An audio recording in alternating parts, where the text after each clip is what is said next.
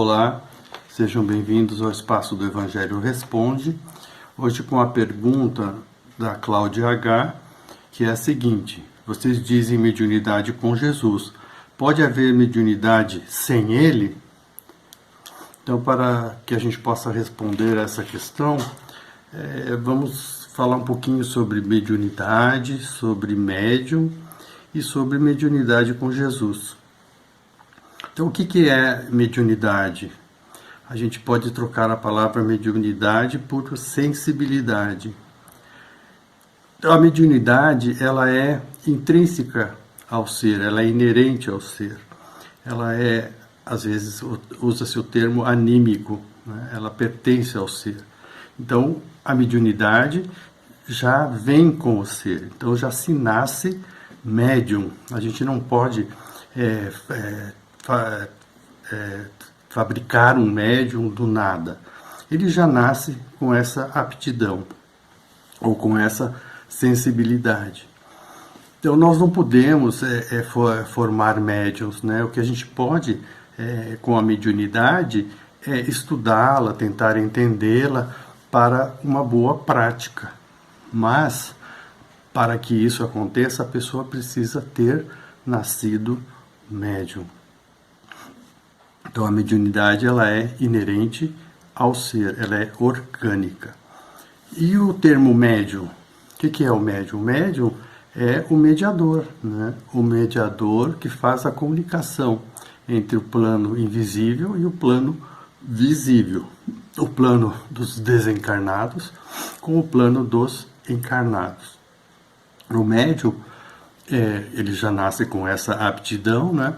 E com o tempo ele pode, com o conhecimento, com a doutrina de Kardec, as leituras de Kardec, de André Luiz, ele pode ir se aperfeiçoando no entendimento das coisas que acontecem com ele e o porquê que essas coisas acontecem. Então o médium, o que ele tem de diferente das outras pessoas? Ele não tem muita diferença. O que ele tem é uma sensibilidade maior, além de ele já ter nascido com a mediunidade.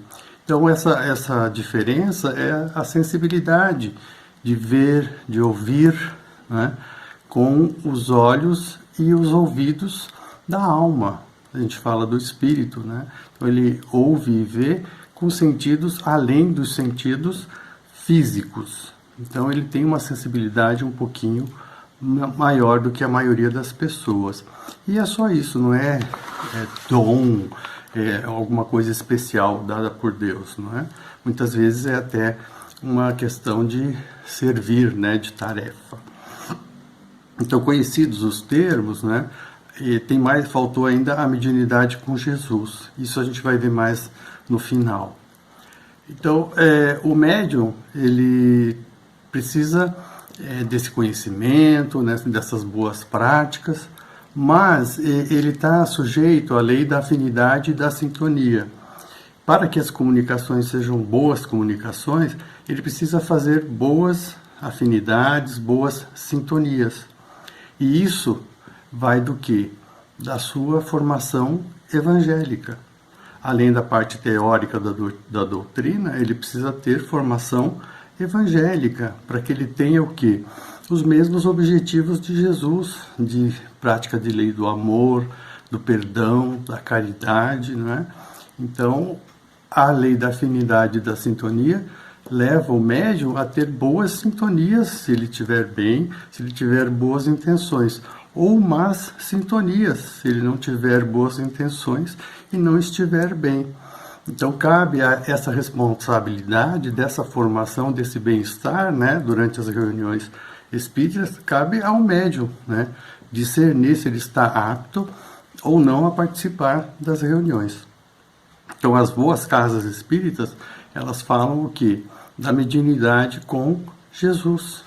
Por quê? Os mesmos objetivos de Jesus. Então, o bom médium é aquele o quê? Que sabe da sua mediunidade, sabe a doutrina, né? Sabe Allan Kardec, e em especial sabe o que? Doutrina de Jesus, Evangelho de Jesus. Por quê? Porque aí ele terá o quê? um norte moral consistente, né, para levar a sua vida e as suas afinidades no campo mediúnico. Então agora a gente já pode responder, acho que a questão que ela nos faz, né, a Cláudia. Existe mediunidade sem Jesus? Sim, ela existe.